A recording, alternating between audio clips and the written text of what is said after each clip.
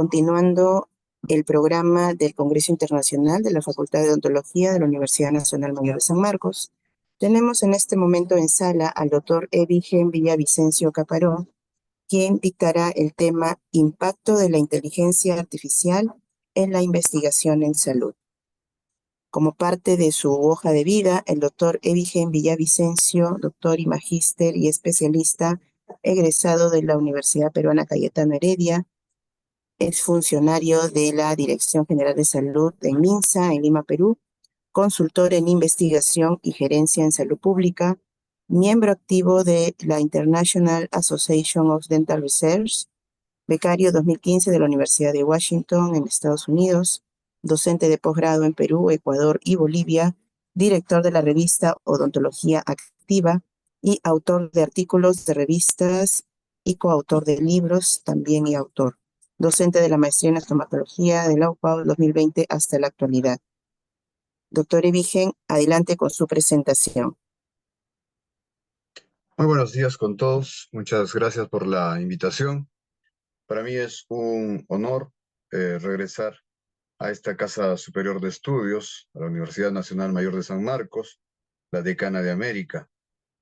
Es la primera universidad que surgió en nuestro continente y es uno de los faros académicos del mundo. Por ese motivo, para mí es un honor, como digo, regresar a esta Casa Superior de Estudios. Ya tuve la oportunidad de haber sido docente del doctorado en estomatología en años pasados y me siento como en casa. Muchas gracias por la invitación. Como siempre, es un gusto compartir con ustedes pensamiento de la epistemología del sur en nuestro continente. Bien, el día de hoy vamos a conversar acerca de mi opinión acerca de el impacto que ha tenido la inteligencia artificial en la investigación en salud.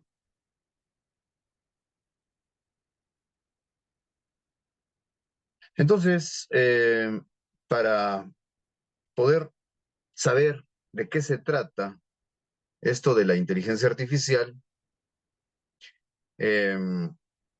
pues hay que preguntarle a la misma inteligencia artificial, ¿no? Entonces, abrí un chat GPT y le puse la pregunta acerca de qué es la inteligencia artificial.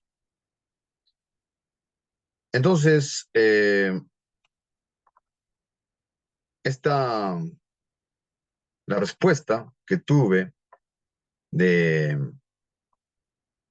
este aplicativo es que la inteligencia artificial es un campo de la informática que se centra en crear sistemas que son capaces de hacer tareas que normalmente requiere la inteligencia humana, ¿no? Pero fundamentalmente se va a centrar en estas 5 cosas: en el aprendizaje, en el razonamiento, en la comprensión del lenguaje, en la percepción visual y luego en la toma de decisiones. Entonces, tenemos que entender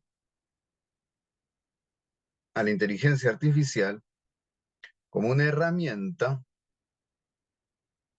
¿no es cierto? Una herramienta que ayuda al aprendizaje, ayuda a a la, al desarrollo de nuevas ideas, a la comparación mediante la percepción visual y finalmente a la elección de una decisión, vamos a decir,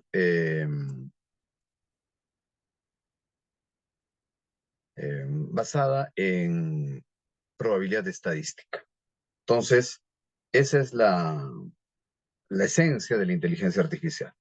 Vamos a entrar entonces a analizar cada uno de estos puntos. Cuando hablamos nosotros de aprendizaje en la inteligencia artificial o en la inteligencia convencional, pues estamos hablando de obtener contenido, información, y esta a su vez sistematizarla, organizarla y convertirla en una conclusión. Ese es el aprendizaje, ¿no es cierto? Entonces nosotros vamos obteniendo esa información, la vamos sistematizando, ¿no? Y una vez que tenemos todo esto organizado, sistematizado, pues se convierte en un nuevo conocimiento. Eso es el aprendizaje. El segundo punto se refiere al razonamiento. Y cuando hablamos del razonamiento, estamos hablando de la capacidad de aplicar esa información previa con la finalidad de poder elegir opciones. De tal manera que estas opciones que vamos a elegir van a ser basadas en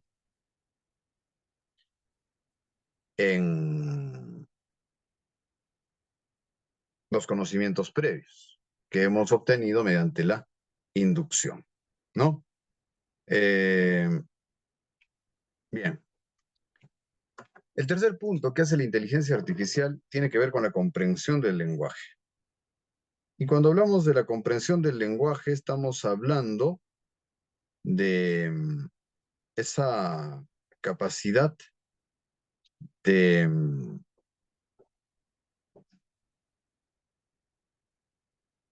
descifrar un mensaje y convertirlo en una idea.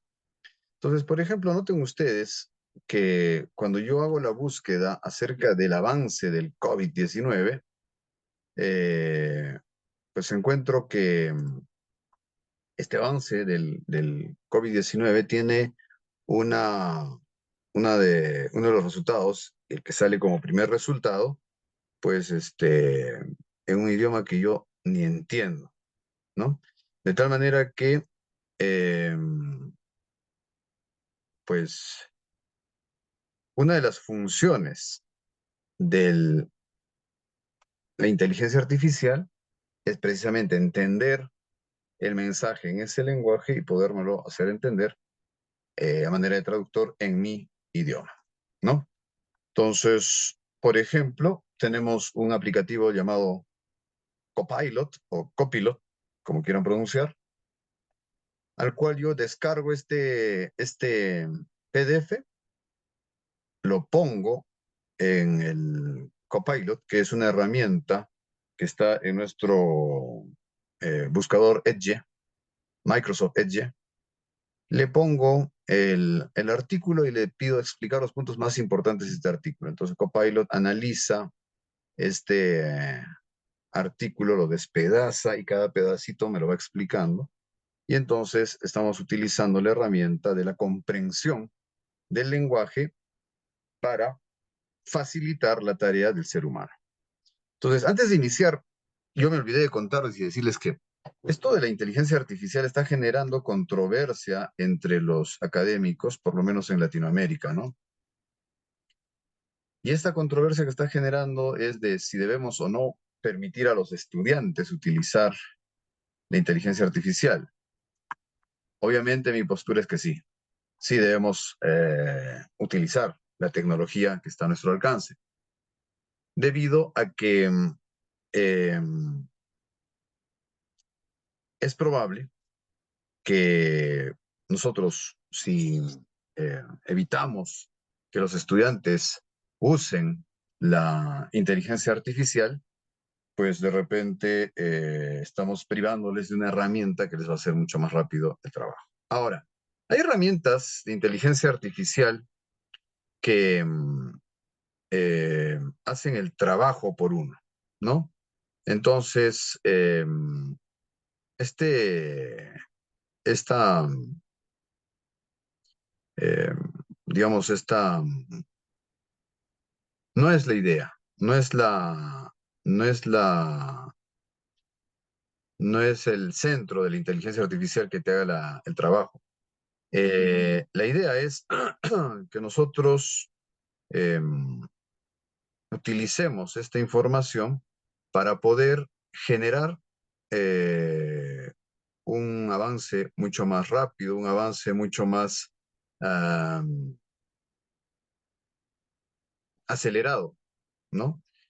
De tal manera que esas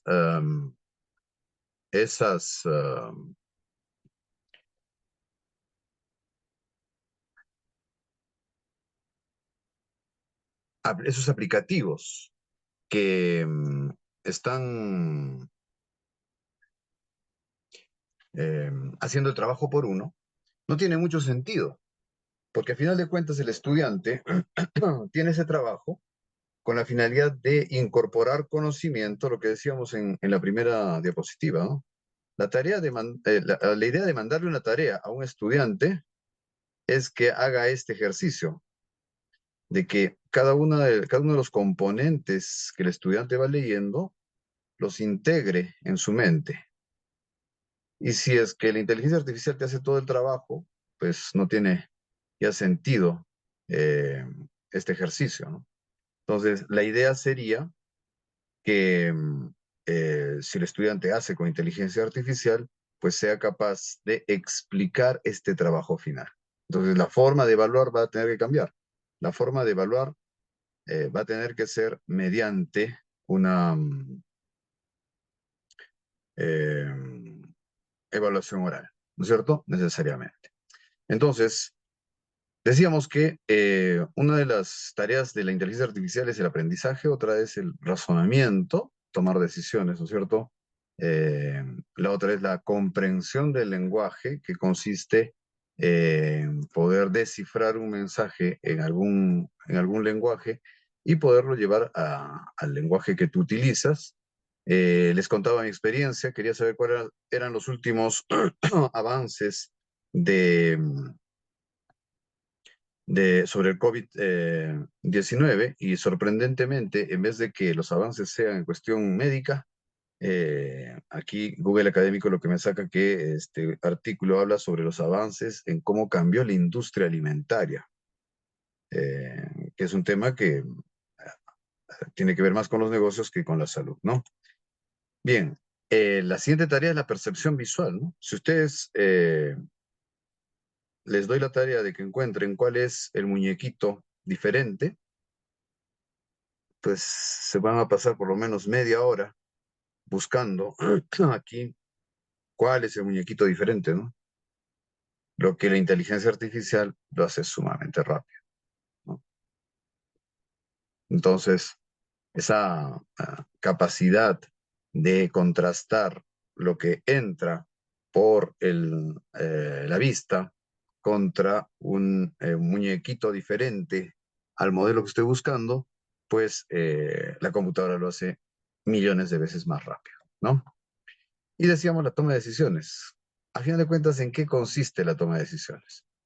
Consiste en poder encontrar la respuesta que probabilísticamente sea más satisfactoria para resolver un problema, ¿no? Entonces, esa, esa idea de, de que podemos utilizar la inteligencia artificial para tomar decisiones, pues es una de las tareas de la inteligencia artificial que la propia inteligencia artificial nos dice que tiene como misión, ¿ya? Listo, entonces vamos a entrar ahora a la segunda parte de esta exposición, donde vamos a hablar acerca de la historia, un poco de historia para entender cómo aparece la inteligencia artificial. En primer lugar, tengo que decir que las máquinas están teniendo una evolución y en un primer momento las máquinas eran muy simples, antes del siglo XVIII eran muy simples, y a partir de los cambios de la Ilustración con Immanuel Kant, David Hume, Hegel, Newton, ¿no es cierto? Anthony von Leeuwenhoek, la Ilustración, después de haber caído ya la escolástica, es que el ser humano comienza a inventar cosas, inventar máquinas.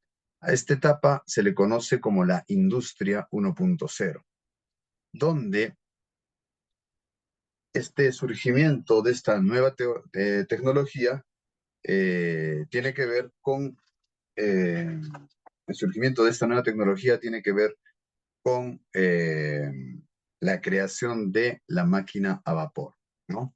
Entonces, la máquina a vapor más eh, la industria mecánica, el desarrollo de la mecánica, pues genera esta primera fase de la industria 1.0. Hay un segundo momento, 100 años después, cuando estamos hablando de la industria 2.0. En la industria 2.0, lo que vamos a tener nosotros es eh, un cambio cualitativo que se llama ahora la producción en masa. Esta producción en masa, esta producción en masa eh, tiene que ver con generar muchos productos en una línea de producción, eh, que va a generar también lo que se llama la línea de montaje. Esta línea de montaje es posible gracias a la energía eléctrica. Entonces, ya el desarrollo de la energía eléctrica en este momento hace posible una producción en masa y una generación eh, de fabricación a gran escala, ¿no? Ese es el momento de la industria 2.0.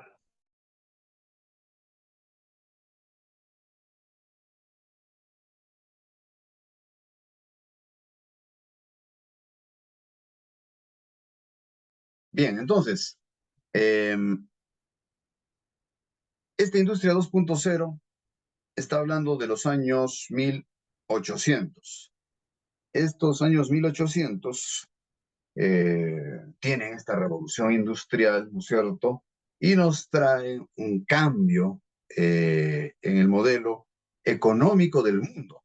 Noten ustedes que Europa en 1870 ya está en la industrialización, en la línea de montaje, están las grandes industrias, mientras que nosotros en Sudamérica en 1870 estábamos recién definiendo nuestras fronteras, estábamos recién definiendo nuestro modelo económico, estábamos definiendo recién nuestro inicio como república. Para los años 60, 70 del siglo pasado, aparece esta nueva revolución industrial que se llama la industria 3.0. Esta industria 3.0 tiene la característica de que ya se aplican estos semiconductores, estos chips, y entonces comienzan a hacerse estos procesos de fabricación industrial de manera mucho más automatizada. De tal manera que aquí la palabra clave es automatización, y las computadoras y el desarrollo de la ingeniería electrónica es la que le da el salto a los países de Europa, Norteamérica eh, y Asia fundamentalmente, ¿no? En 1969 nosotros estábamos todavía en problemas de definir nuestra política, estábamos empezando a, nuestro modelo económico y político, estábamos empezando a caer en el endeudamiento, la deuda externa, ¿no es cierto? Y estos países ya estaban automatizando sus procesos. Por supuesto que en estos años los países de bajos ingresos nos comenzamos a convertir en exportadores de materia prima y estos otros países eh, industrializados nos compran de manera muy barata la materia prima y nos devuelven hechas computadoras, hechos cables, hechos elementos para usar en 10 veces su valor, ¿no es cierto? Entonces el negocio es sumamente interesante para ellos. Eh, ¿En qué estamos hoy? Estamos en lo que se ha denominado la industria 4.0.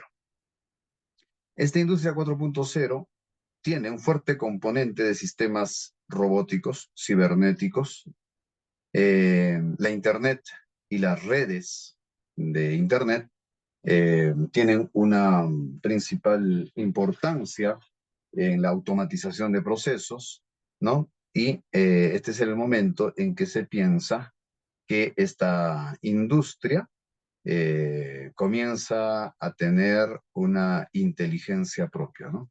Que es la inteligencia artificial. Y a raíz de esto es que salen las películas y los documentales de ciencia ficción que nos hablan acerca de ese apocalipsis cibernético. Y el claro ejemplo es la serie de películas de Terminator, ¿no? En eso estamos. Esa es esa es, digamos, la secuencia de la evolución de eh, del machine learning hasta la industria 4.0. Visto desde el lado de la inteligencia y visto desde el lado del conocimiento, la evolución ha sido más bien de esta manera. Alrededor de 300 años antes de Cristo, Aristóteles, un filósofo mm, de muchos recursos, una persona con mucho dinero, pues accede a estudiar en la Academia de Platón. Y Platón ha estudiado de Sócrates y de los presocráticos todo lo que él ha aprendido, ¿no es cierto? Tanto Platón como Aristóteles viajaban muchísimo para conocer las culturas y tener el conocimiento del norte de África, de Asia Menor, de Medio Oriente, ¿no? De tal manera que estos sabios de Grecia no es porque fueran iluminados de Dios Zeus, no. Era porque eran personas que tenían las posibilidades para poder aprender y traducir esa información al griego. Y entonces la escritura es una herramienta fundamental para poder transmitir este conocimiento que los griegos obtenían de todo el mundo, en ese entonces todo el mundo, vamos a decir, el mundo antiguo, y entre los descubrimientos de Aristóteles que nos deja como legado, es precisamente la forma como el ser humano piensa. El ser humano piensa en función de unos silogismos, ¿no es cierto? Estos silogismos son una serie de enunciados que se pueden entender más fácilmente mediante el diagrama de Ben Euler, que son estos diagramas de círculos, ¿no es cierto? Donde, para decir algo sencillo, ¿no? Veamos un silogismo.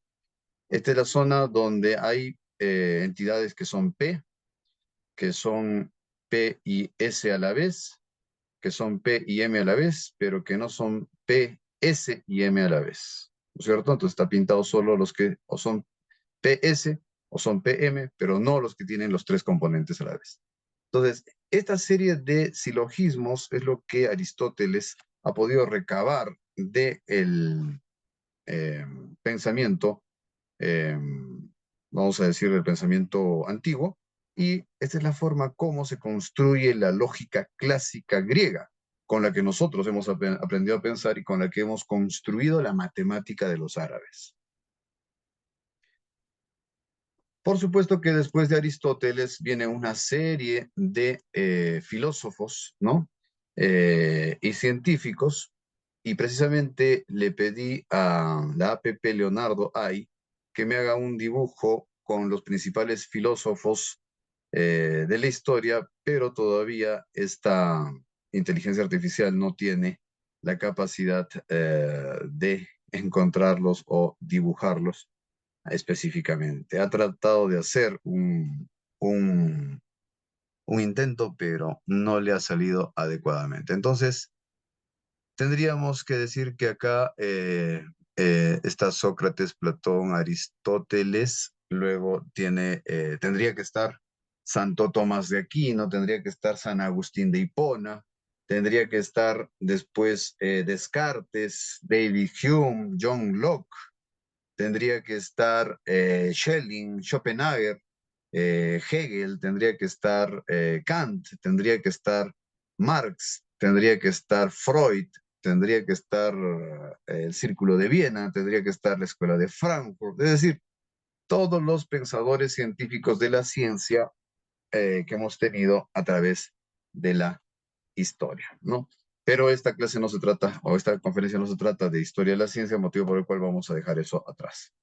Entonces, el salto se da hasta 1957, cuando eh, Frank Rosenblatt, que es un psicólogo, trata de crear una máquina que tú le puedas dar alguna orden, procese esos silogismos griegos y te dé la respuesta, ¿no es cierto?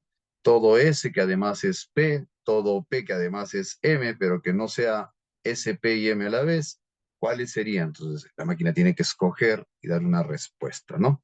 La primera máquina que hace esta tarea se llama Mark I Perceptron, que es el primer ordenador fabricado específicamente para crear este tipo de respuesta y se van a llamar las redes neuronales. Entonces, esta cuestión es de 1957 y estas redes neuronales se aplicaron para el cálculo de la órbita que tenía que dar los cohetes espaciales para poder salir de la atmósfera. Ustedes, como bien saben, no se puede salir en línea recta de la atmósfera, tiene que salir uno haciendo una curva para evitar la fuerza de gravedad, ¿no es cierto? Entonces, para eso se utilizó también las redes neuronales en los años 60. El siguiente salto del desarrollo de la inteligencia artificial fue esta máquina creada por IBM que se llama Deep Blue. Esta es una máquina que ha competido contra el campeón mundial de ajedrez en ese momento, Garry Kasparov, ¿no? Y que ha tenido un desempeño formidable la máquina, adelantando 20, 30 jugadas al ser humano, ¿no? Luego el salto damos hasta el 2006, donde Amazon eh, comienza a generar, Amazon comienza a generar un nuevo negocio que consiste en guardar información en la nube. Entonces, cuando Amazon guarda información en la nube, ahora tenemos la capacidad de duplicar, triplicar, quintuplicar el acceso a la información. Porque desde cualquier ordenador uno puede entrar a la nube y lograr información. Entonces, a esa capacidad de entrar desde cualquier ordenador a una gran cantidad de información, pues le vamos a llamar Big Data de ahí en adelante. Luego, en el 2011, IBM genera un dispositivo llamado Watson, que participa en este concurso americano de preguntas y respuestas. Y en este concurso, pues gana la computadora a los seres humanos porque se le hacía preguntas y comenzaba a responder, a elegir la respuesta correcta. Entonces, en el 2011, la computadora IBM, llamada Watson, en honor al creador de esa empresa, eh, es que comienza a hacer elecciones, ¿no es cierto?, basada en probabilidades y toma decisiones de respuesta y va participando con los seres humanos y obviamente gana. ese juego llamado Jeopardy. Para el 2012, la inteligencia artificial ya comienza a trabajar en un asistente personal. Este asistente personal se va a llamar Siri y tiene la capacidad de recibir información, recibir pedidos, ¿no es cierto? Que los va a buscar en la nube y después da una respuesta con lo que usted le ha solicitado. Para el 2015 se aplica esta información o esta tecnología a los autos no tripulados, de tal manera que ya la inteligencia artificial comienza a utilizarse para poder manejar vehículos de manera automática.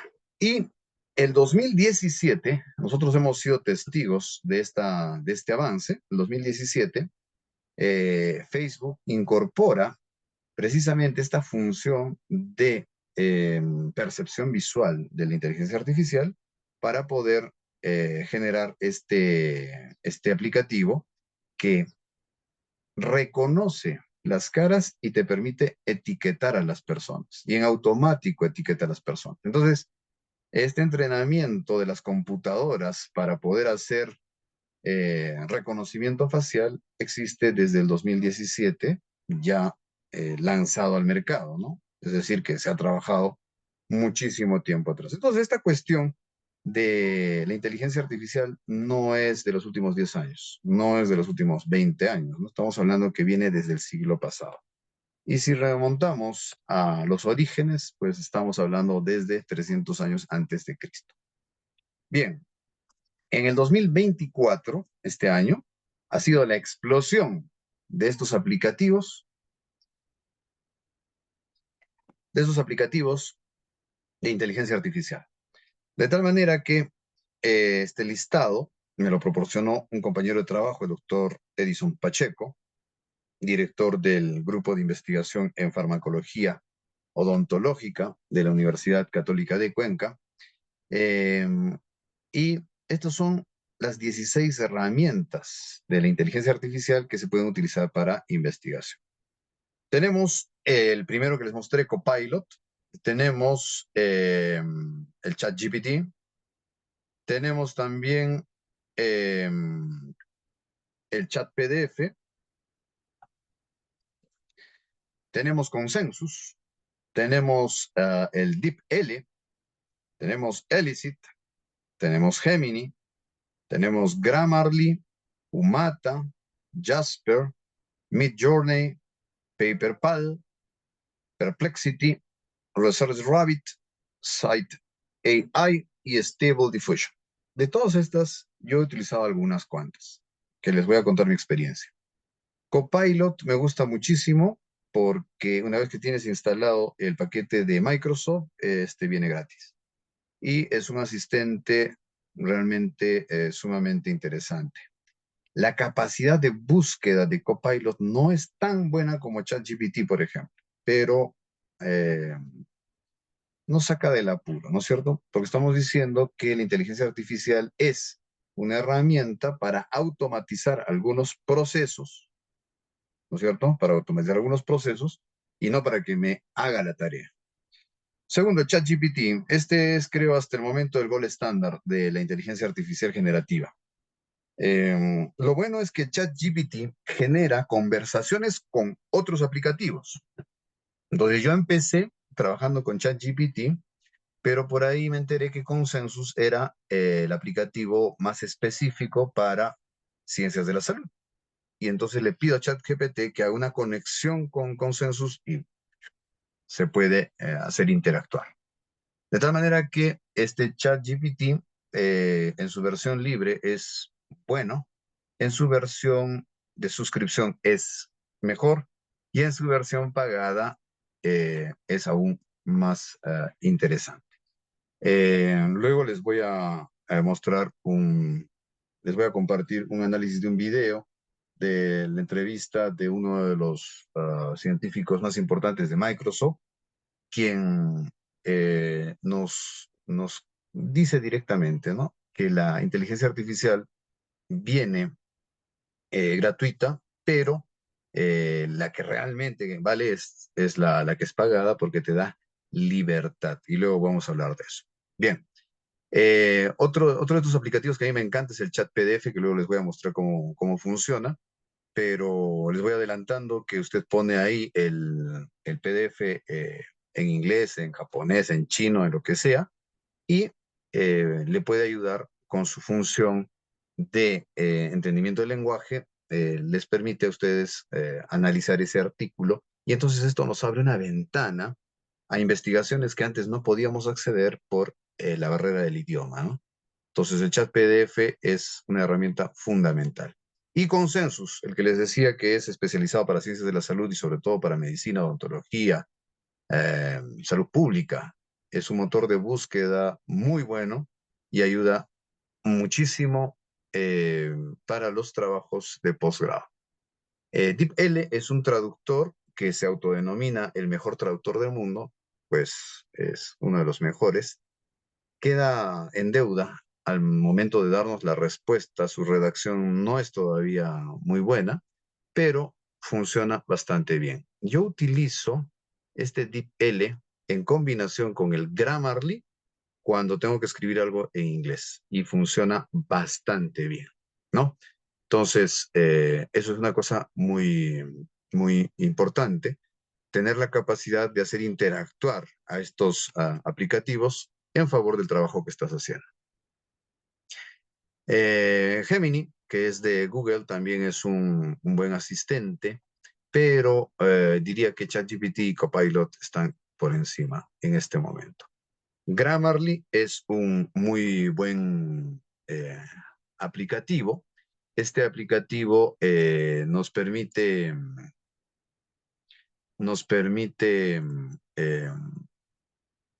generar, en realidad mejorar el texto que uno ha escrito, no generar, mejorar el texto que uno ha escrito y le permite inclusive escoger la forma en que va a redactar y el tipo de, de intención que le ponemos al texto cuando estamos redactando algo.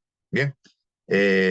Siguiente que les podría recomendar es Research Rabbit, que es un aplicativo que sirve para buscar un artículo y saber qué artículos están citados y qué artículos están relacionados con ese artículo y el autor qué otras obras tiene. De tal manera que muchas veces tú empiezas con un artículo que te encontraste de casualidad, pero terminas encontrando al artículo base, al artículo madre de toda esa serie de publicaciones, ¿no? Entonces, Research Rabbit es un aplicativo sumamente interesante. Bien. Eh, ¿Cómo ha sido el impacto de la inteligencia artificial en la medicina? Pues hay grandes áreas en las que ha impactado. Una de las grandes áreas es el análisis de muchos datos para la mejora del diagnóstico.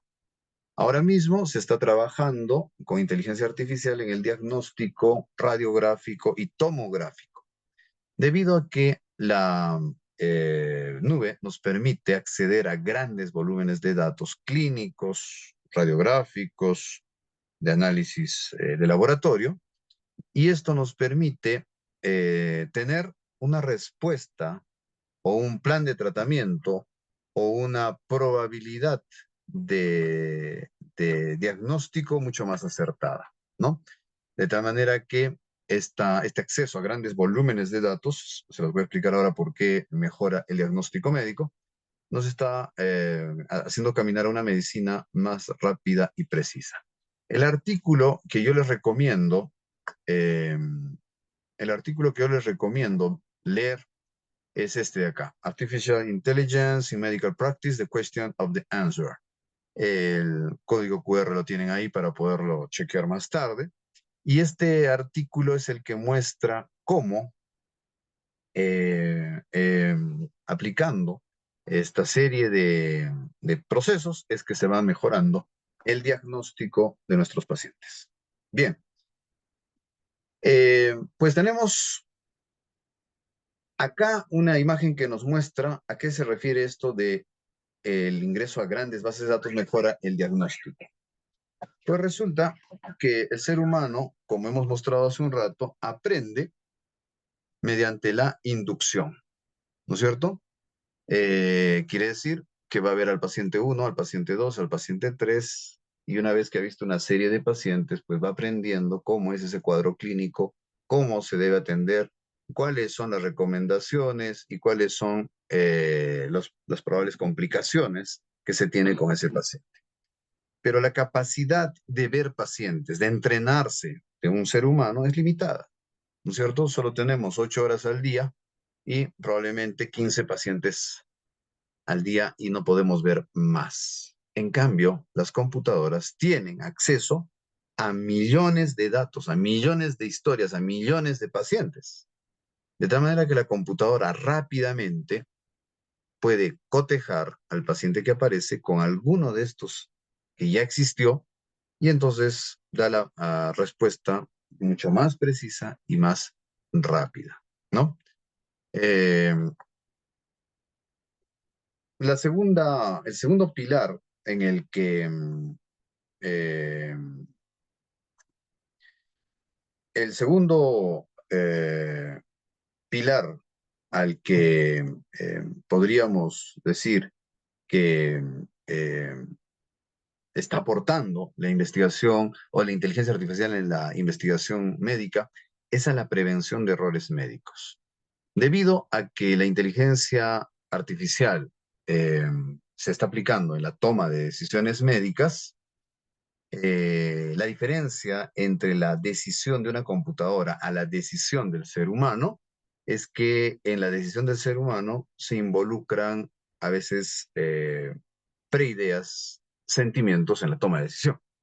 Mientras que en la decisión asistida por computadora, pues es un tema simplemente probabilístico, simplemente matemático, ¿no es cierto? De tal manera que esto permite reducir errores en la toma de decisiones y en el plan de tratamiento que uno va a dar al paciente. Esto, en cambio, nos plantea retos en términos de seguridad clínica, ¿no es cierto?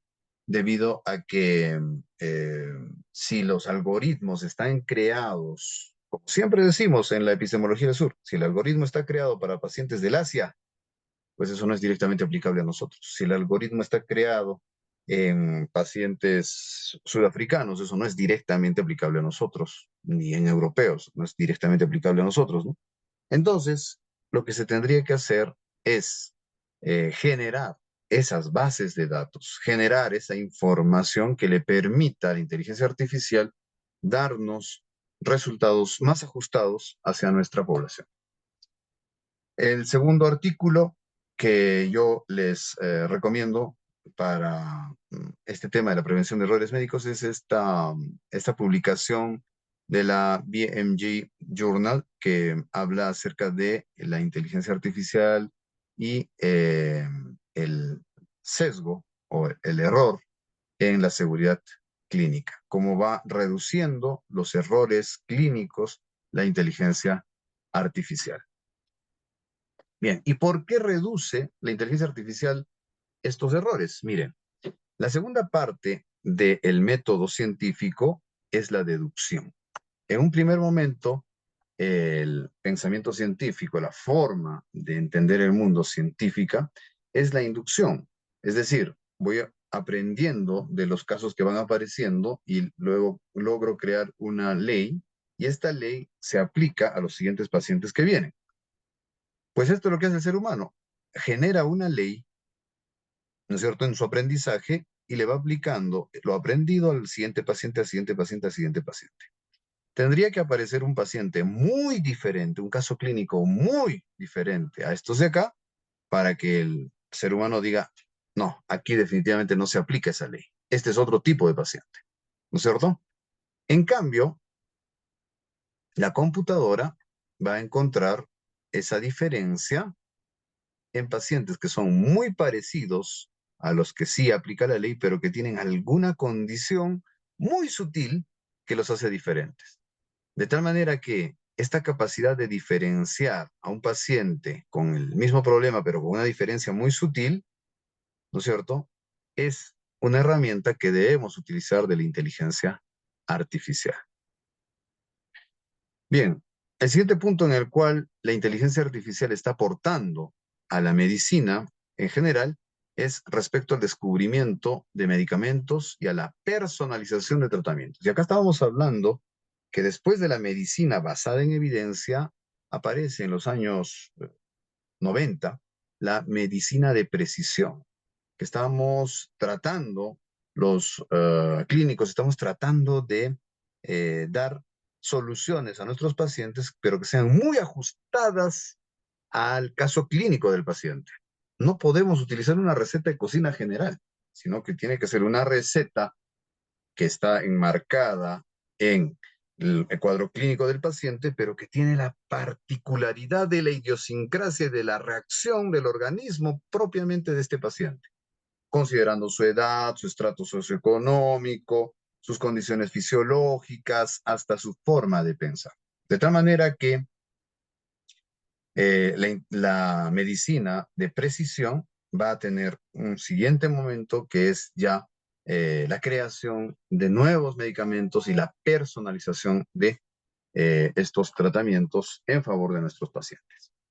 Entonces, por ejemplo, la inteligencia artificial nos permite la identificación de nuevos compuestos y puede hacer modelos matemáticos para la predicción de los resultados de los ensayos clínicos sin haber tocado todavía ningún paciente. Antes teníamos que experimentar con los modelos animales y luego experimentar con el ser humano para ver cómo resultaba el fármaco. Ahora no, ahora podemos identificar el fármaco, nuevos compuestos y podemos hacer la predicción de cómo va a resultar esto en base a eh, investigaciones de modelización con inteligencia artificial.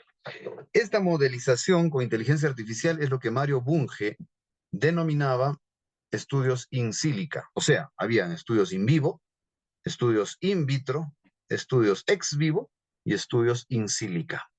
In silica, Mario Bunge se refería porque era estas modelizaciones en computadora. Un artículo que yo les recomiendo, ahí les pongo el QR para que ustedes puedan más tarde buscar el artículo, que habla acerca de el avance de la ciencia farmacéutica y el cuidado de la salud asociado a la inteligencia artificial, es el de Subrat Kumar Bhattacharya, que está publicado por MDPI en la revista Big Data and Cognitive Computing. Este artículo se lo recomiendo bastante. Descarguen el artículo, lo ponen en el chat PDF y le piden que parte por parte le vaya explicando y ahorramos mucho tiempo de lectura en inglés. Bien, entonces, ¿por qué la inteligencia artificial nos permite avanzar rápidamente con el descubrimiento de medicamentos y personalización del tratamiento? Miren, cuando no teníamos la inteligencia artificial, esto es lo que sucedía. Había una persona que había dedicado su vida a ser genetista y había aprendido todo lo que se puede aprender de la genética. Pero este que es especializado y subespecializado, probablemente desconoce algunos de los campos del médico clínico. Entonces, la medicina clínica también tiene sus fases de aprendizaje, sus fases de entrenamiento, y toma mucho tiempo entrenar a un médico clínico para tener todos esos conocimientos. Lo mismo pasa con el farmacéutico, el nutricionista, el biólogo marino, el herpetólogo, que es el que ve a los anfibios, el ornitólogo, que ve las aves, el entomólogo, el veterinario o el salubrista, ¿no? Cada uno de estos especialistas ha tomado mucho tiempo en prepararse en cada una de estas cosas. De tal manera que poder saltar de genetista a herpetólogo o de genetista a biólogo marino o de genetista a nutricionista implica un tiempo. Este tiempo se reduce cuando la inteligencia artificial nos permite hacer preguntas a nivel de experto en cualquiera de las ramas del conocimiento humano. Por eso es que con la inteligencia artificial nosotros tenemos una gran herramienta para poder rápidamente acceder a información especializada y que nos explique esta información de alguna otra especialidad de la ciencia. La gente piensa que se va a comenzar a perder trabajos. No estoy tan seguro. Probablemente sí, pero noten ustedes que esta gente son los generadores de datos. Estos generadores de datos nunca van a desaparecer. Bien, entonces, finalmente, otro impacto que ha tenido la inteligencia artificial es en la mejora de la atención a pacientes. Esta mejora de atención a pacientes, eh, pues tiene que ver con la capacidad que tienen los pacientes de mejorar su salud, ¿no? Entonces, recordarán ustedes que en la época del COVID, ¿no es cierto? Todos nosotros hemos utilizado estos aparatitos para la medición del pulso oxímetro. Actualmente estamos utilizando los relojes inteligentes que miden tu pulso, miden tu oxigenación, miden los niveles de calcio en sangre, etcétera, etcétera, ¿no? Eh, y eso te permite monitorear tu propia salud y dar una alerta para que te hagan una atención inmediata, ¿no es cierto? Y eso es mejora en la atención remota. Este artículo yo lo recomiendo para entender de mejor manera cómo la inteligencia artificial está mejorando la atención médica. Entonces, ¿qué resulta? Que cuando nosotros tenemos alguna información relevante, esa se va a eh, contrastar contra una serie de datos en la nube y luego te da una recomendación con niveles de probabilidad, ¿no? ¿Cuán probable es de que tengas en este momento, no sé, pues, un infarto o una, no sé, dislipidemia o alguna alteración neuronal, qué sé yo, ¿no es cierto? Te va dando la probabilidad de un diagnóstico y si tienes o no que pedir ayuda urgente. Hay muchas aplicaciones que menciona este artículo, ¿no? La selección de embriones, la interpretación del genoma para saber qué enfermedades va a sufrir la persona, tener un dispositivo como la Alexa que te recuerde tomar tus pastillas, el reloj que les decía que le permite medir eh, signos vitales, etcétera, etcétera. Hay una serie de aplicaciones para mejorar la atención del paciente. Bien, eh, ahora, ¿cómo se aplica esto a la investigación biomédica? Con esto cerramos la conferencia, que esto era, creo, lo que la mayor cantidad de gente quería escuchar. Eh, entonces,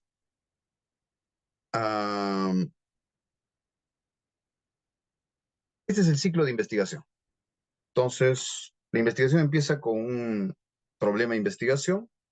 Eso nos genera un objetivo. Este objetivo tiene que verse y buscarse en el marco teórico. Si es que ya está estudiado esto, ahí quedó, ya no avanzas más. Si no está estudiado, entonces conviene seguir avanzando. Y al seguir avanzando, luego tienes que plantear un diseño de una investigación. Una vez que has tomado los datos y has analizado estadísticamente, tienes resultados. Estos resultados tienen que pasar también otra vez el filtro de contrastar con otras investigaciones. A esto se le va a llamar discusión. Y una vez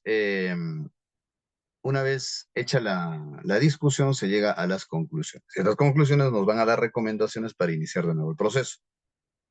Entonces, en estas etapas se puede ir utilizando en el problema, para la identificación del problema, el chat GPT. En el marco teórico puedes utilizar tu chat GPT, tu chat PDF, Consensus, el DeepL, Elicit o Stable Diffusion. Esos son los aplicativos que puedes utilizar para generar marco teórico. Que el marco teórico es un conjunto de conceptos que están en los libros y que tú no tienes que inventar nada acá. De tal manera que la inteligencia artificial lo que hace es acelerar el proceso de búsqueda de información, nada más. ¿No es cierto? Entonces, esa búsqueda de información que tú haces con estos aplicativos es acelerada. Eso es lo que se pretende, no que haga el trabajo por ti. Ahora, En la otra fase que hemos dicho que entra todo esto es en la discusión, ¿no es cierto? Cuando tú necesitas tener citas bibliográficas y contrastar tu resultado con los resultados de otras investigaciones.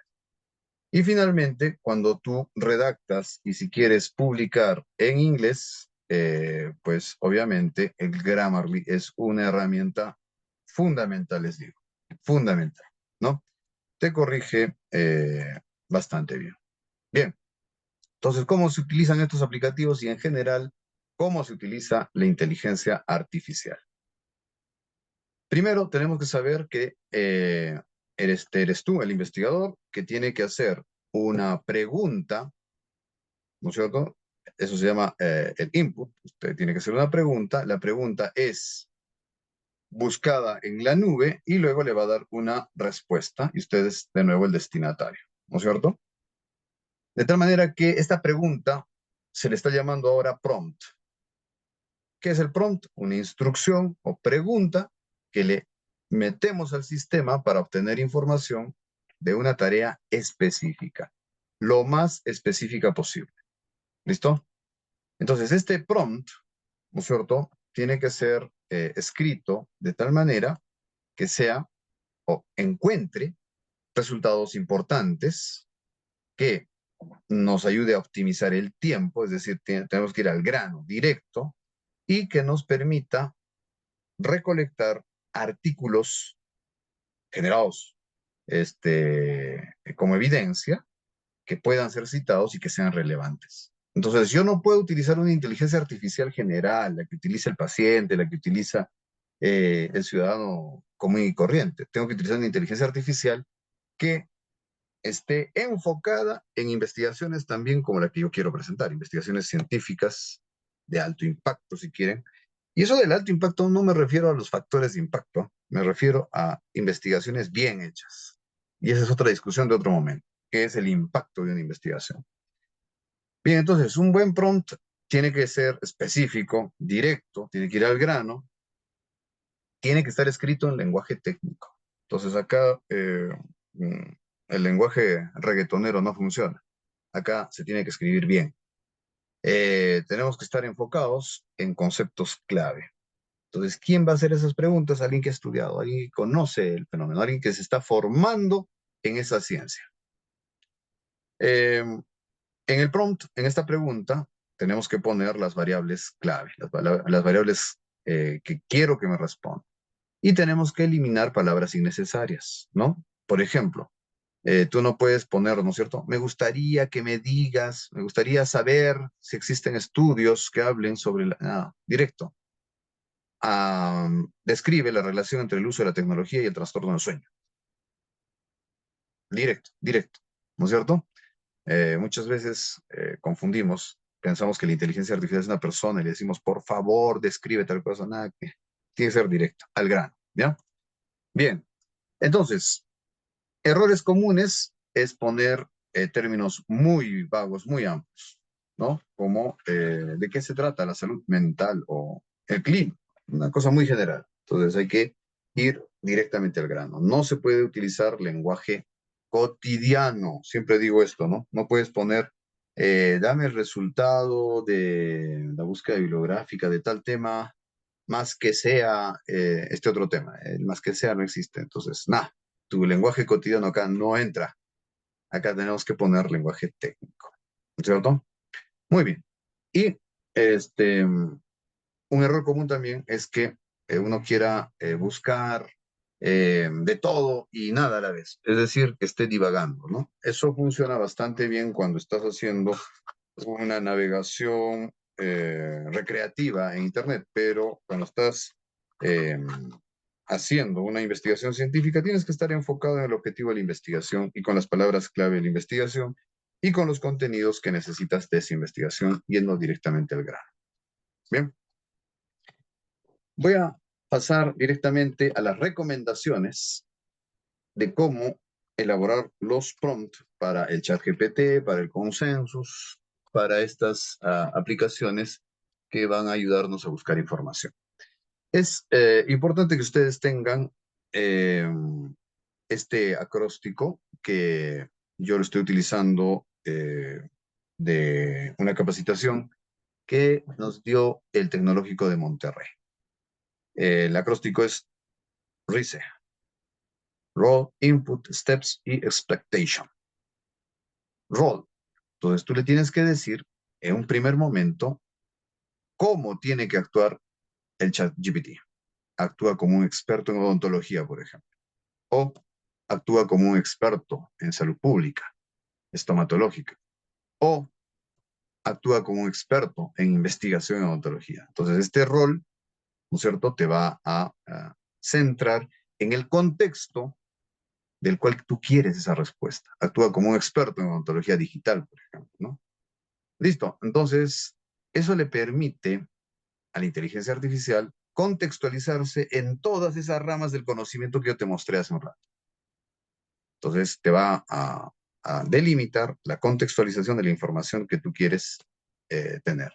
Y puedes contextualizar, por ejemplo, dos grandes ramas del conocimiento, o tres, o los que tú desees, ¿no es cierto?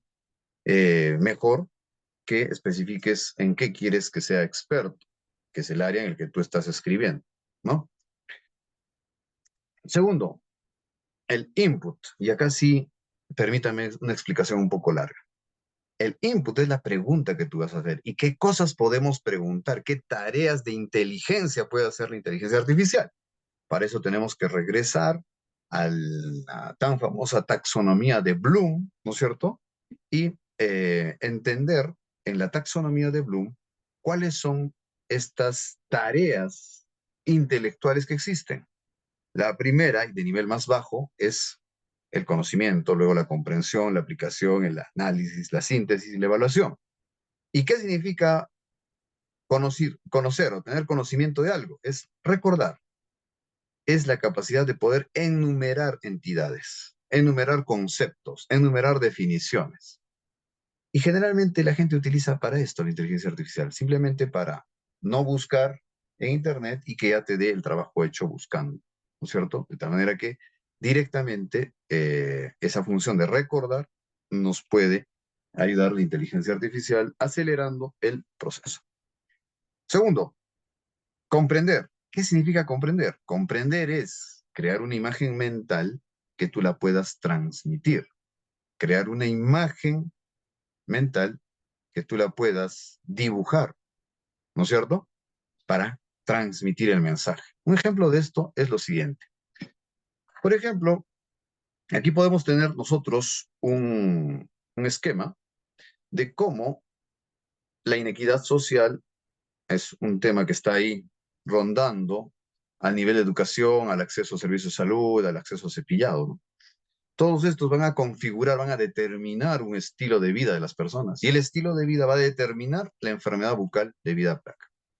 Entonces, una persona que comprende va más allá de enumerar los conceptos que existen, porque le puede encontrar relaciones entre estos conceptos de causalidad, de, de competencia, de cooperación, de factor de riesgo. Es decir, puede encontrar relaciones entre los conceptos. ¿No es cierto? Esto es comprender, saber cómo es el mecanismo de acción. Entonces, le puedes pedir a la inteligencia artificial que te haga comprender con una imagen, con un mapa de conceptos, alguna idea que estás investigando. El tercer nivel es resolver problemas en base a lo anterior, en base a comprender y en base a recordar conceptos. ¿Y eso qué significa? Resolver problemas. Pues resolver problemas es dar soluciones, ¿no es cierto?, en base a recomendaciones. Por ejemplo, nuestro gran paradigma actual en epidemiología, en salud pública, en odontología en general, es que tenemos que hacer la prevención por factores de riesgo. Es decir, tenemos que buscar los factores de riesgo y tenemos que dar recomendaciones a la persona para que cambie su estilo de vida y eso va a disminuir la enfermedad bucal. ¿No es cierto? Esa es una postura eh, actual de cómo es la forma de resolver el problema, ¿no? Sin embargo, Puede haber otra forma. ¿Por qué? Porque esto es solo un parche. Estás en la última parte ya del problema. Estás solucionando ya la consecuencia. No estás yendo al origen del problema. Entonces, cuando hablamos de prevención profunda, estamos hablando más bien de que las recomendaciones vayan a lo más primigenio posible. Y el origen de toda esta cuestión no es el estilo de vida. El estilo de vida es una consecuencia de los modos de desarrollarse en la sociedad, ¿no es cierto? Y entonces estos modos de desarrollarse la sociedad, la forma como la sociedad maneja su producción, consumo, su relación con el mercado, genera inequidad social. Y esa inequidad social va a afectar, va a tener consecuencias en el nivel de educación, el acceso a salud, acceso a elementos de cepillado. Entonces, otro paradigma, ¿no es cierto?, que viene de la medicina social latinoamericana es la prevención profunda. Hay que resolver la equidad social. Bien, ahora, un siguiente nivel es fragmentar el problema en sus partes y a esto le conocemos como analizar. Entonces, y esto es lo que hacemos con las tesis de nuestros chicos de pregrado. A uno le hacen estudiar solo los datos de inequidad social y al otro le hacen estudiar solito por separado, que mida el nivel de educación en salud de las personas, la alfabetización en salud. Y otro va a hacer una encuesta a la gente para ver si hay acceso o no a los servicios. Y otro por separado, si se cepillan o no se cepillan, cuántas veces se cepillan, etcétera, etcétera. Entonces todos están caminando por separado. Otro hace una encuesta sobre estilos de vida y otro hace el examen bucal y nos dice cuánta enfermedad tiene la gente, ¿no? Entonces, ese es el nivel de análisis que nos plantea Bloom. Y finalmente, en los dos últimos niveles vamos a tener el nivel cognitivo de evaluar. Evaluar significa emitir un juicio de valor justificado, basado en argumentos. Entonces, ahora sí, tenemos los dos modelos de prevención y uno va a ver el modelo 1, el modelo 2 y puede emitir un juicio de valor, ¿no es cierto? Pero emitir un juicio de valor significa pues haber estudiado los dos. No significa que yo solo conozco uno y defiendo este uno con argumentos que no tienen nada que ver con el otro lado. No, tengo que tener los dos, estudiar los dos y recién puedo emitir un juicio de valor en qué gana la prevención profunda y en qué gana la prevención por factores de riesgo, ¿no es cierto? Ese es un juicio de valor. Y eso se le puede pedir a la inteligencia artificial. Finalmente, la construcción de ideas nuevas. La construcción de ideas nuevas eh, tiene aplicación también en la inteligencia artificial. Y esto me permite explicar qué es construir una idea. Una idea es una representación de un concepto, ¿no es cierto? Entonces, para construir una idea yo hago una representación mental de algo que sucede en la realidad, o de cómo solucionar un problema, o de mi opinión, o de una propuesta como les mostré hace un rato. Eso es construir una idea. Y la inteligencia artificial sí lo puede hacer. Voy a tratar de explicar esto. En el modelo que les he mostrado, este modelo gráfico, ¿no es cierto? Vamos a generar una nueva idea. Entonces, viendo todo este modelo, a alguien se le puede ocurrir que voy a trabajar solo en dos componentes. Voy a trabajar en el componente de nivel de educación y el del acceso al cepillo dental. De todo lo demás, me olvido. Entonces, voy a crear una nueva profesión técnica que se enfoque en la educación para la salud y la gestión de estos elementos de higiene oral en todas las casas de las personas. ¿Cómo se puede llamar esa nueva profesión? Tú le pides a la inteligencia artificial que invente una nueva profesión o que invente un nuevo término para esta nueva profesión técnica y te puede decir, se llama promocionista dental, se podría llamar higienista dental, se podría llamar saludista dental. Entonces, la inteligencia artificial utiliza todo lo que ya se conoce, recombina sujetos y predicados y te proporciona una nueva idea. Bien, entonces, ahora sí, ya sabemos que podemos pedir a la inteligencia artificial, eso se llama input. Es información específica que debe ser considerada en la respuesta. Puedo pedirle enumerar contenidos, crear imágenes para mostrar una idea, resolver problemas, fragmentar problemas en sus partes, valorar, emitir juicios de valor o construir ideas nuevas. Un ejemplo de input. Enumerar las técnicas de extracción dental para la pieza 1.6. Entonces eso es enumerar entidades. Me enumera todas las técnicas que existen. Otro nivel, crea un esquema de los pasos a seguir en una exodoncia cuando el paciente es diabético. Perfecto. Otra, descomponer un artículo científico y hacer un resumen de cada parte. Otra cosa que se le puede pedir, ¿no es cierto? Es evaluar un artículo científico aplicando las normas STROP. Esto es evaluar, es comparar lo que tú tienes versus un modelo para ver si encaja o no encaja, ¿no es cierto? Por el caso, estas son las normas STROBE que sirven para evaluar los estudios descriptivos, casos y controles y de cohortes. Y si quieres evaluar un estudio de intervención o de tratamiento, tienes que utilizar las normas CONSORT. Bien. Entonces, ¿qué le podemos pedir en el último nivel de desarrollo cognitivo? Inventa una palabra para denotar una nueva profesión que se enfoque en la enseñanza de la educación en salud bucal y el acceso a elementos de higiene bucal.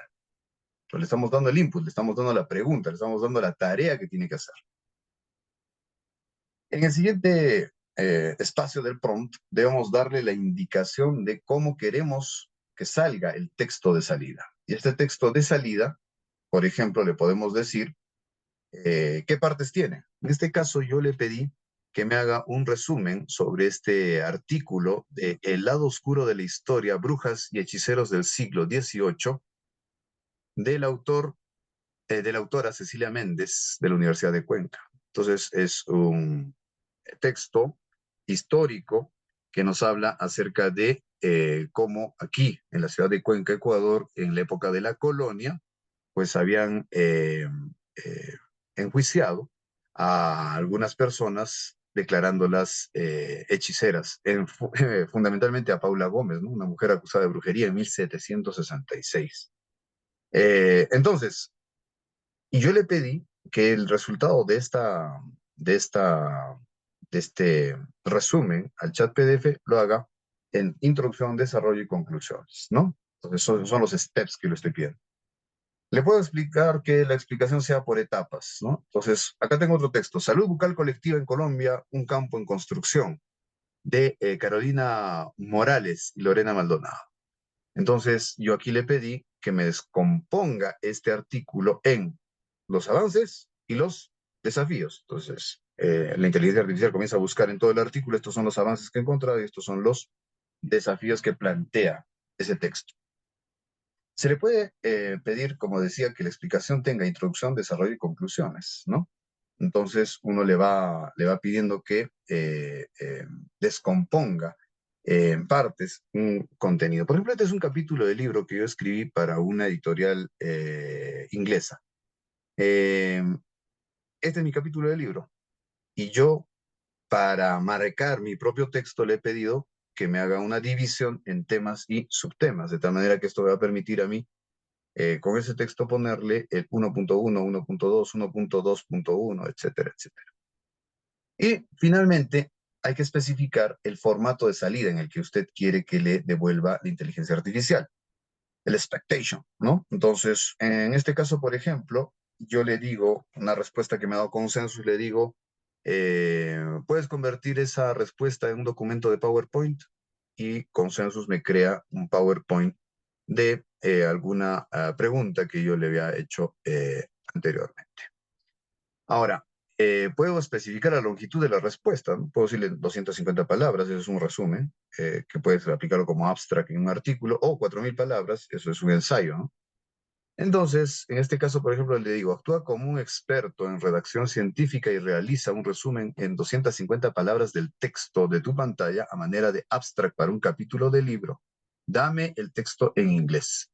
Específicamente, este es el resumen que he presentado para la editorial del capítulo que yo escribí en este libro, ¿no? Entonces, ahí me he hecho un resumen en 250 palabras para enviar a la editorial y que evalúen el capítulo del libro que mandé.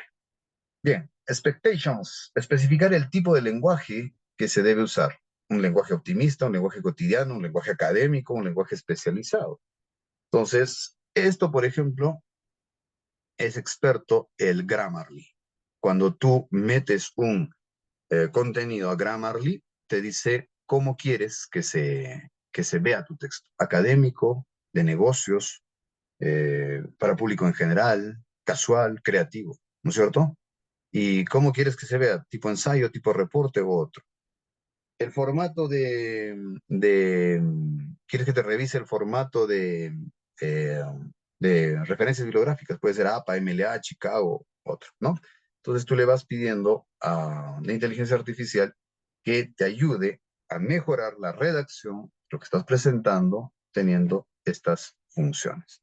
Entonces, en resumen, ¿cómo se termina escribiendo el prompt?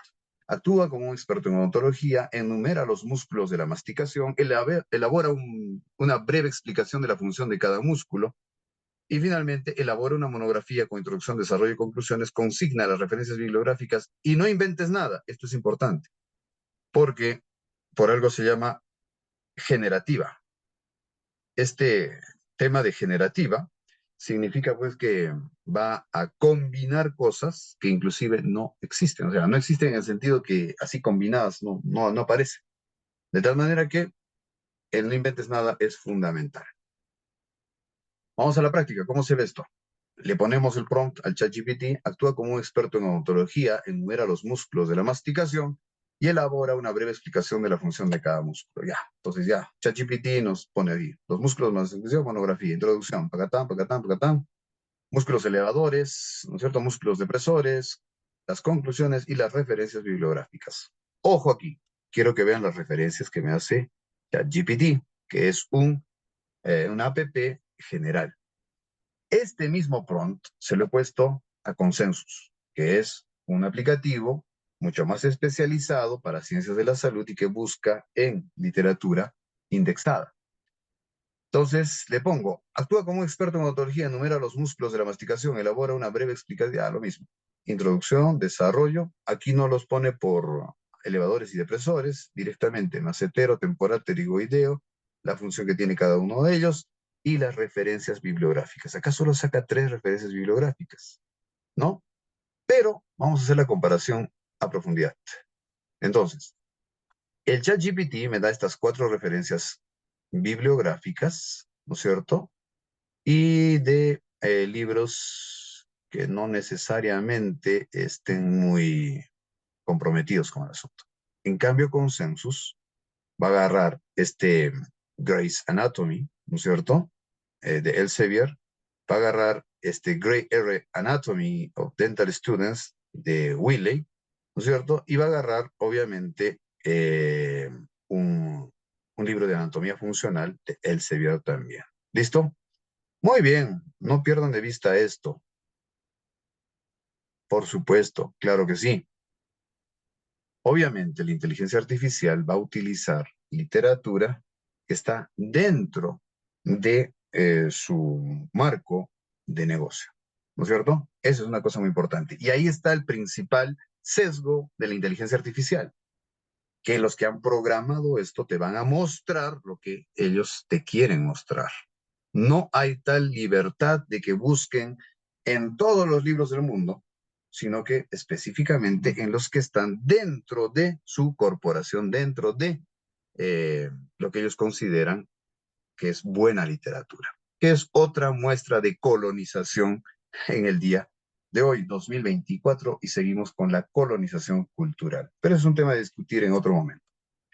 Muy bien, aquí viene mi crítica para cerrar la conferencia. Les recomiendo este video.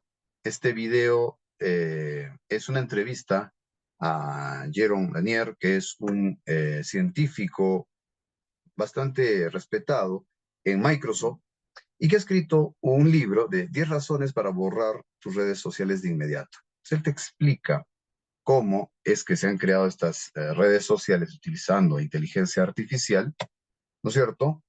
Y te dicen descaradamente que cuando tú accedes a la inteligencia artificial pagada, ahí obtienes libertad, ahí recién puedes buscar información libre en todo lado. Mientras utilices la inteligencia artificial, que es gratuita, pues te están dando lo que ellos quieren que tú veas. Dicho de otra manera, es publicidad y es propaganda a lo que ellos quieren vender. ¿No es cierto? Entonces ya sabemos, pues, ¿no? Que nos han metido a toda Latinoamérica, todos los profesores de Latinoamérica nos han metido a trabajar a una empresa llamada Scopus. Todos escribimos para Scopus y nuestros políticos que están dirigiendo la ciencia y tecnología en nuestros países están felices de que paguemos $4.000 por publicar un artículo en alguna de estas revistas, ¿no es cierto? Colonización cultural, como siempre decimos y hemos criticado desde la epistemología del sur. Este señor además nos dice que al suscribirte a una inteligencia artificial de pago, las personas evitan ser manipuladas. Porque en una sociedad de mercado, dice Jaron Lanier, alguien tiene que pagar por el producto. Y si es que tú estás recibiéndolo gratis, el que paga es el auspiciador del producto y te dan para que tú consumas el producto que ellos quieren que tú consumas. Por favor, vean el video y dicho de las palabras del propio científico de la Microsoft. Entonces, finalmente, les recomiendo también que vean ustedes este reportaje de la BBC de Londres, donde habla acerca de este documental que está en Netflix, ¿no es cierto?, que se llama El dilema de las redes sociales, que toca 5 puntos por qué estas redes sociales son perjudiciales. Primero, si tú no pagas por el producto eres tú. ¿Cómo así? Las tendencias de tus hábitos, de tus gustos, de tu consumo, son registradas por las cookies, ¿no es cierto?, en tu computadora, en tu celular, todo esto. Y esta información es subida a la nube, ya les expliqué. Y esta información de la nube es obtenida por las marcas comerciales para venderte los productos, con una especificidad para lo que estás viviendo en este momento y las necesidades que estás teniendo en este momento. Entonces, ese documental habla acerca de que mientras más tiempo pasas tú en las redes sociales, eso le conviene más a las marcas comerciales. Y ustedes ya se habrán dado cuenta, ¿no? Uno está con el celular por algún lado y de pronto habla que quiero viajar a Colombia. Inmediatamente en tu Facebook o en tu correo aparecen las propagandas de el viaje a Colombia y de los hoteles en Colombia y de los paquetes turísticos de Colombia, ¿no? Entonces, obviamente, los propios creadores de estas redes sociales saben que hay un afán de tenerte sentado o frente al celular todo el rato, porque además genera adicción. Porque estas herramientas están diseñadas para engancharnos y manipularnos. Este Facebook que tú miras y vas pasando, o este Instagram que vas pasando y vas pasando, eh, se le conoce como el desplazamiento automático infinito. ¿Qué quiere decir eso? Que primero ves una foto, luego una publicidad, un chisme, un desnudo, algo de arte, algo de comida, algo de un viaje, otra vez publicidad, algunos consejos, unos consejos que no tienen nada que ver con la salud, pero bueno, otra vez publicidad, video, chisme, comida, publicidad, desnudo, viaje, ropa y consejos. Y nunca se va a acabar. Y entonces, el momento es que tú te detienes, se registra que te detienes, el tiempo que tú le miras a esta publicidad o a esta publicación va alimentando a la nube, conformando el modo en que tú tienes hábitos, gustos y consumo. De tal manera que mientras más tiempo estés en el aplicativo, se va conformando de mejor manera el tipo de usuario que tú eres, ¿no? Bien, pero eso no tendría nada de malo si es que no ingresa con un truco bastante sucio de las redes sociales, que son las falsas recompensas. La gente necesita la validación de otras personas, la gente necesita que le digan te quiero, la gente necesita que le digan eres importante, la gente necesita que le digan yo te estimo, ¿no es cierto? Y eso han aprendido los programadores de las redes sociales. Por eso que han inventado el botón de like o el escenario donde tú pones los comentarios.